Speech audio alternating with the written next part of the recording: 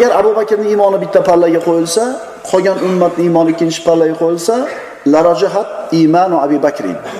Abu Bakrning iymoni og'ir keladi. Nima uchun desa, mana shu bir ulug' insoniyat islomiga sabab bo'lgan edi.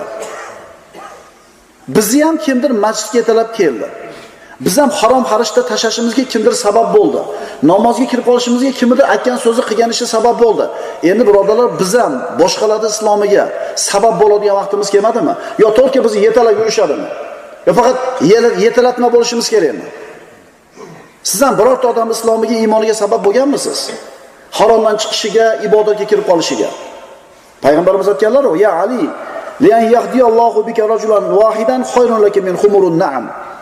Ey Ali, siz tufayli Alloh bitta odamni hidoyat qilib qo'yishligi qizil tuyalardan ko'ra sizga yaxshiroq yoki quyoshning nuri tushgan narsalarda hammasidan ko'ra sizga yaxshiroq deganda. So'raylik o'zimizdan. Bironta